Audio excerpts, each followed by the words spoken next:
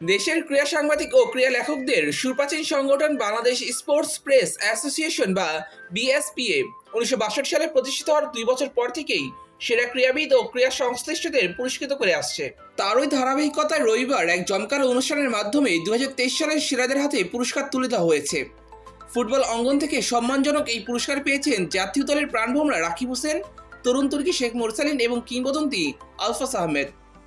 এই তিনজন ভিন্ন 5 ক্যাটাগরিতে পুরস্কার লাভ করেছেন। প্রথমে কথা বলা যাক আক্রমণ ভাগে বাংলার আস্থার প্রতীক রাকিব হোসেনকে নিয়ে। রাকিব হোসেন বছরের সেরা ফুটবলার নির্বাচিত হয়েছেন এবং একই সাথে স্পোর্টস পারসন ক্যাটাগরিতে রানার আপ হয়েছেন। আমরা যদি রাকিবের গত বছরের পারফরমেন্সের দিকে নজর দিই তাহলে দেখা যাবে গত বছর আক্রমণ ভাগে বাংলাদেশের হয়ে সবথেকে বেশি অবদান রেখেছেন রাকিব হোসেন। রাকিব হোসেন গত বছর জাতীয় দলের হয়ে খেলেছেন 9টি ম্যাচ, গোল করেছেন 3টি এবং অ্যাসিস্ট করেছেন 1টি। সাফ চ্যাম্পিয়নশিপে মালদ্বীপ ও ভুটানের বিরুদ্ধে টানা 2 ম্যাচে করেছেন 2 গোল। এরপর বিশ্বকাপ বাছাই পর্বের প্রাথমিক পর্বে মালদ্বীপের বিরুদ্ধে প্রথম লেগে অ্যাসিস্ট এবং ফিরতি লেগে গোল করেছেন তিনি। এছাড়া বসুন্ধরা কিংসের হয়ে এফসি কাপে ওড়িশার বিরুদ্ধে অ্যাসিস্ট রয়েছে তার। এছাড়াও বসুন্ধরার হয়ে বিপিএলে 19 ম্যাচ খেলে 4 গোল এবং 5 অ্যাসিস্ট করেছিলেন তিনি। অন্যদিকে তরুণ তুর্কি শেখ মোরসালিন 2 ক্যাটাগরিতে পুরস্কার লাভ করেছেন।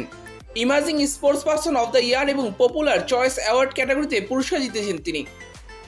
পপুলার চয়েস অ্যাওয়ার্ড ক্যাটাগরিতে শেখ মোরসালিনের প্রতিদ্বন্দ্বী ছিলেন দৌড়বিদ ইমরানুর রহমান, ক্রিকেটার নাজমুল হোসেন শান্ত এবং নারী ক্রিকেটার পিঙ্কি। এদের মাঝে সর্বাধিক সংখ্যক ভোট পেয়ে পুরস্কার জিতেছেন শেখ মোরসালিন। এবার কথা বলা যায় শেখ মোরসালিনের গত বছরের পারফরমেন্স নিয়ে। শেখ মোরসালিন জাতীয় দলের জার্সিতে খেলেছেন 8 ম্যাচ, করেছেন 4 গোল। সাফ চ্যাম্পিয়নশিপে মালদ্বীপ ও ভুটানের সাথে গোল রয়েছে তার। এরপর ফ্রেন্ডলি ম্যাচে গোল করেছেন আফগানিস্তানের বিরুদ্ধে। তারপর বিশ্বকাপ বাছাই পর্বের ম্যাচে লেবাননের বিরুদ্ধে গোল করে বাংলাদেশকে মূল্যবান 1 পয়েন্ট এনে দিয়েছেন তিনি। অবাক করার ব্যাপার হলো যেখানে দীর্ঘদিন ধরে সেট পিচ ছাড়া গোল করতে পারছিল না বাংলাদেশ, সেই জায়গায় শেখ মোরসালিনের করা 4 গোলের মধ্যে 4টি গোল এসেছে ওপেন প্লে থেকে।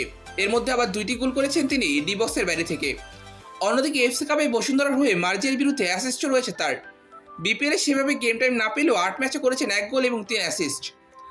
পুরস্কার পাওয়ার পর শেখ মোরসালিন জানিয়েছেন তার পছন্দের গোলটি লেবাননের বিরুদ্ধে হওয়া গোলটি। আন্তর্জাতিক ফুটবলে একটা দুর্দান্ত বছর কাটিয়েছেন, কোন গোলটাকে এগিয়ে রাখবেন, সাফের গোলটা নাকি লেবাননের সঙ্গে যেটা বক্সের বাইরে থেকে শট করে গোল করলেন? আসলে সবগুলো গোলই খুব ইম্পর্টেন্ট ছিল, কারণ দেশের হয়ে ছিল। তো যেহেতু লেবাননেরটা ওই গোলটা না হলে হয়তো আমরা হেরে যেতাম, তো এই কারণে ওই গোলটা লেবাননের গোলটা। এবার কথা বলা যাক সেরা কোচের ক্যাটাগরিতে পুরস্কার পাওয়া আলফাস আহমেদকে নিয়ে। আলফাস আহমেদ ঢাকা মোহামেডানের হেড কোচের দায়িত্ব নেওয়ার পর থেকেই বদলে গেছে ঢাকা মোহামেডানের চিত্র। তিনি দায়িত্ব নেওয়ার পর ঢাকা মোহামেডান ফেডারেশন কাপ জিতেছে। গত বিপিএলের মাঝপথে দায়িত্ব নিয়ে তিনি দলকে চতুর্থ করেছেন।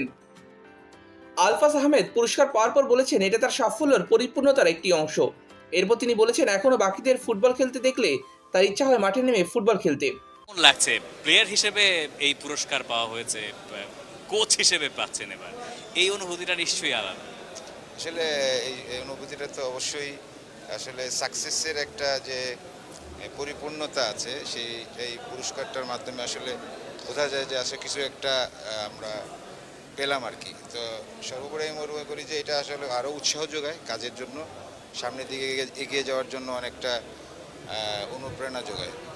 পেছনে ফিরতে চান, মনে হয় যে আর কিছুদিন যদি ফুটবল খেলতে পারতাম, এটা মনে হয় এখন? তা তো অবশ্যই, এটা ফুটবলের সাথে ছোটোবেলা থেকে জড়িত।